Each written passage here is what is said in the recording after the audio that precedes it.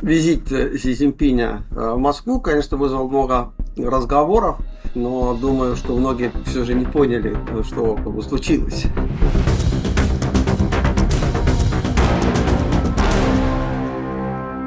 Случилось то, что у Путина всегда случается, это катастрофа, конечно.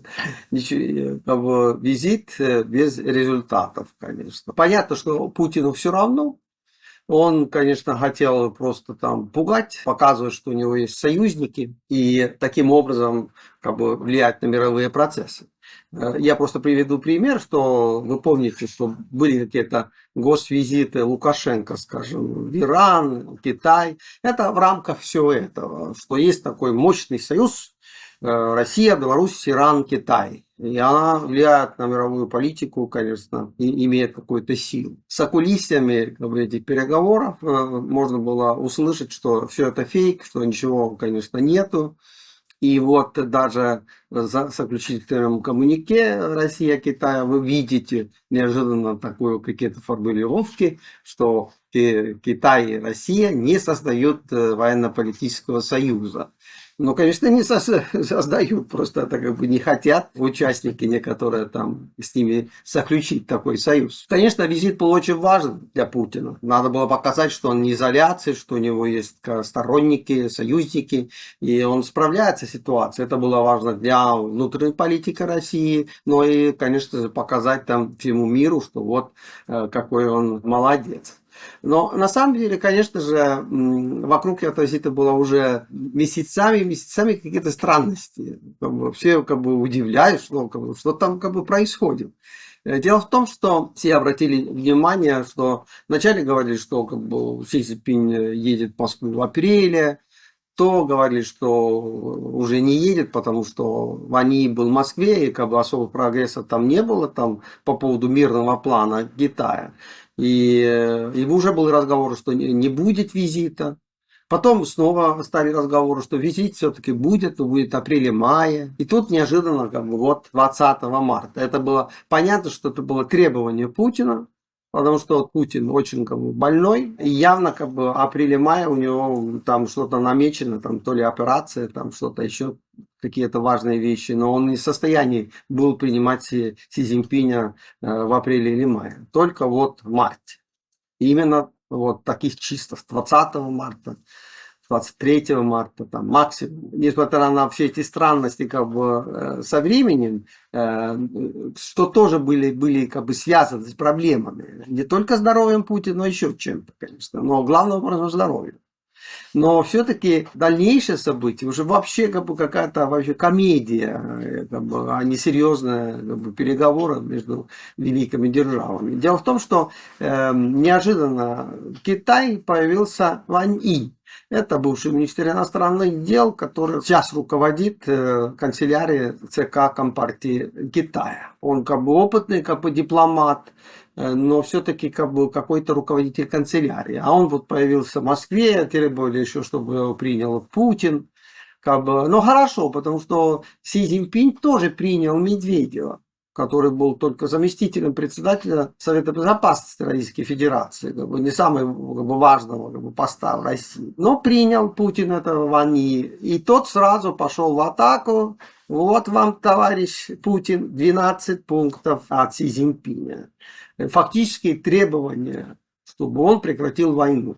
Реакция Путина была, конечно, я бы сказал, он был в бешенстве от всего этого. Люди, конечно, как бы не заметили этого, потому что это, конечно, не выражалось как бы, публично так активно. Это было видно, когда некоторые шестерки Путина стали говорить, что а вот Китай не сунет нос туда, куда не надо. Уже этот тон показывал, что Китай сунул нос туда, куда не надо.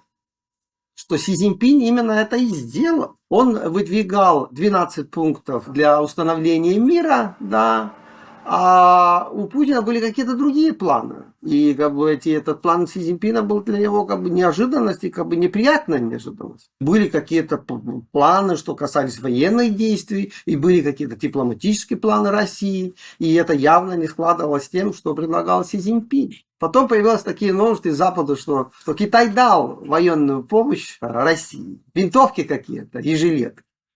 Поверьте мне, это не западные спецслужбы сообщили, а это сообщил как бы через свою службу внешней разведки Владимир Владимирович. Именно он сунул в западную прессу вот такую новость, что вся военная помощь Китая, это вот винтовки до жилет. В ходе визита он хотел получить гарантии от Китая, что все-таки со все добро, что Путин им делал, они все же дают какую-то реальную военную помощь. Межгосударственные переговоры, они продолжаются все время. Все время там встречаются дипломаты, обсуждают какие-то вещи, чтобы подготовить визит. Так и было этот раз. И результатом этого как бы всего действия было то, что Путин послал встречать Си Цзиньпиня в аэропорту какому-то вице-премьеру. Дмитрий Шевченко – это, конечно же, не тот уровень, который, конечно же, должен принимать китайского лидера. Если это был бы премьер-министр Мишустин или да, хотя бы Медведев, этот уровень было бы понятным.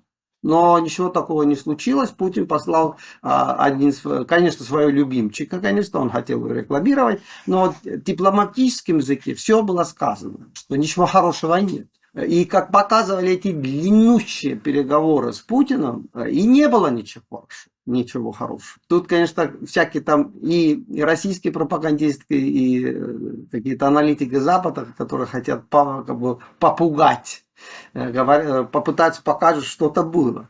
Но, к сожалению, это выглядело как в советское время, когда члены Политбюро, секретари ЦК встречались с тогдашним руководителем Коммунистической партии Китая. Длиннющие переговоры, хитрые как бы там какие-то формулировки, но в общем-то результат ноль. И на этот раз случилось так. Если вы смотрите коммюнике, там какие-то есть принципы, да, что вот мы как бы принципиально как бы согласны какими-то вещами, а тут мы читаем, что позиция китайской стороны по Украине. Есть какая-то специальная китайская позиция по Украине, а есть какая-то вот российская позиция. И, в общем-то, Путин так и сказал, что, ну да, как бы, да, китайский там мирный план, да, но он как бы во многом как бы и похож на российский план как бы мира. Так что, в общем-то, как бы похож, но не во всем. Вот какая вот проблема. И, конечно, вопрос был именно о том, что Китай в нынешней очень сложной для России ситуации может дать России. Оказалось, что мало. Все-таки они за мир, за то, чтобы закончить как бы, войну, и как бы, вооружение как бы, не дадим. Как по-другому это оценивать? Как катастрофу. Хорошо, в пропаганде выиграли, там показали это в Москве, это Си Цзиньпиня, да, с Путиным. А как бы по задержательным вопросам ничего. Абсолютно ничего. Многих это удивляет, как бы, потому что, казалось бы, но там эти, как бы, ну, должны же быть какая-то близость и какие-то отношения. Но могут же через третьих стран что-то дать. Но дают там Северную Корею, а тот дает России. Но, кажется, даже этого нет. Ничего нет. Пустота.